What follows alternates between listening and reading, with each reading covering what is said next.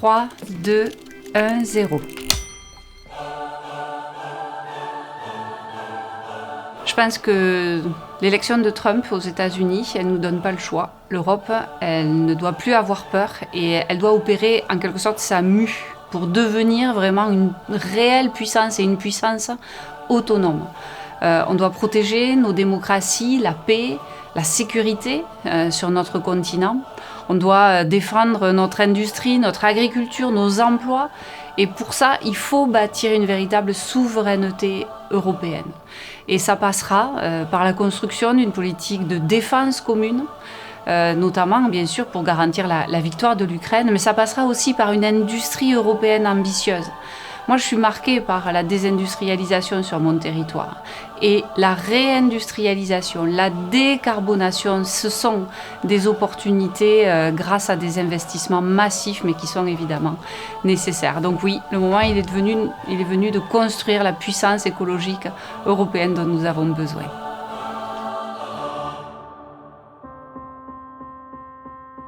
Alors moi, je participe aux travaux de la commission Affaires économiques et monétaires. Et bien entendu, mon combat dans cette commission, c'est de mettre l'économie au service des citoyens. Bien sûr qu'il faut relancer la compétitivité européenne, mais il faut surtout un financement juste.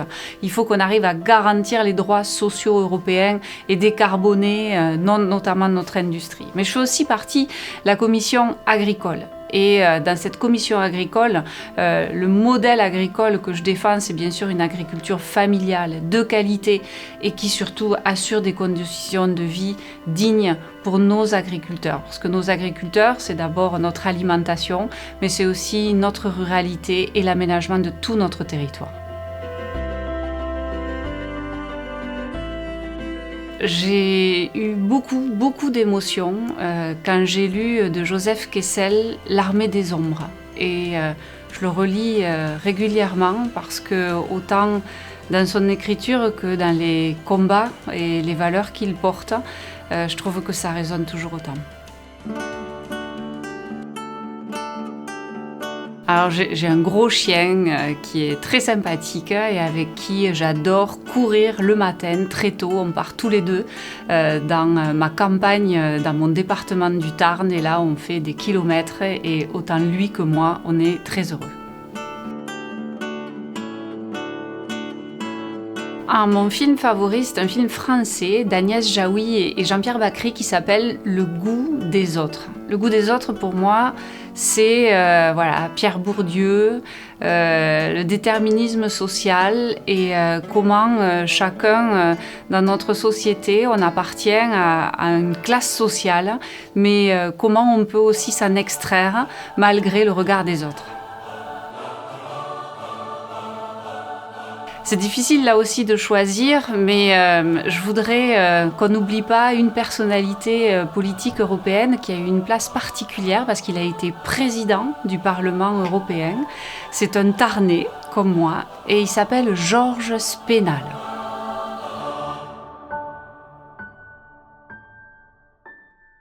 Je crois qu'il faut d'abord avoir une envie viscérale d'agir pour améliorer la vie des gens.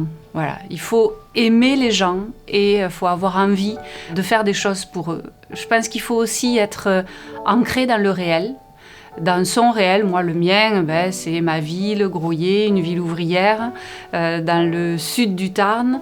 C'est aussi mon département, c'est ma région, c'est mon pays, mais c'est toute l'Europe. Et être ancré dans ce réel-là, c'est connaître la vie des gens. Et je pense qu'il faut une chose aussi essentielle, c'est travailler dur.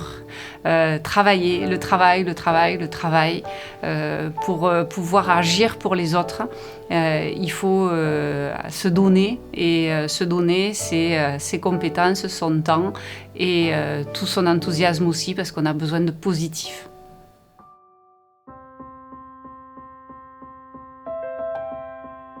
L'Europe, elle est à la croisée des chemins. Et c'était vrai au printemps, au moment de la campagne électorale pour les élections européennes, mais c'est toujours autant d'actualité, notamment à la suite des élections américaines. Et avec la guerre en Ukraine, mais partout, un contexte géopolitique extrêmement difficile, nous sommes à un moment historique de notre histoire. Et l'Europe, elle doit faire face à une question existentielle. Est-ce qu'elle est prête à grandir pour s'imposer comme une véritable puissance en fait, sur la scène internationale? Et pour ma part, moi je suis convaincue qu'il faut plus d'Europe pour protéger notre paix, notre démocratie, notre modèle aussi économique et surtout social. Et c'est parce que je suis convaincue que c'est maintenant qu'il faut agir que j'ai souhaité m'engager dans cette élection européenne.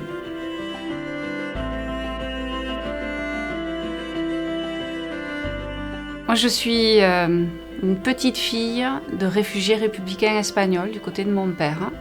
Et du côté de ma mère, c'est vraiment la famille de la ruralité tarnaise. Et j'ai eu de la chance de baigner dans ces cultures, cette différence de culture qui m'a évidemment beaucoup apporté. Et chez moi, notamment mes grands-parents espagnols, ils parlaient à la fois le français, l'espagnol, le catalan, l'occitan. L'occitan, c'est notre langue régionale.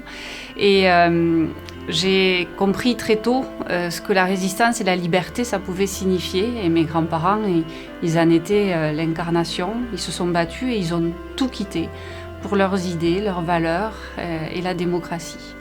Et c'est vrai que j'ai été élevée dans cette idée de ce qu'est le combat politique. Et modestement, dans mon chemin, j'essaye de poursuivre et de tracer ma route avec toujours la même niaque, comme on dit chez moi.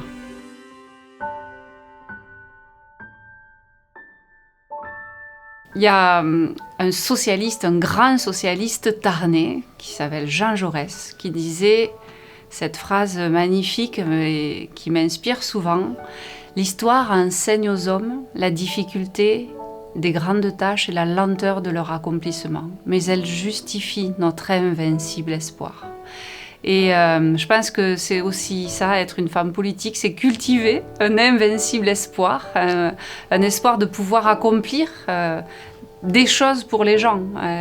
On les jugera grandes, petites, peu importe, mais en tout cas c'est agir et améliorer le quotidien de nos concitoyens. Et les défis que nous rencontrons aujourd'hui en Europe, ils sont immenses. Faire face aux impérialismes américains, chinois ou russes, répondre aux défis climatiques, apporter des réponses à la crise démocratique.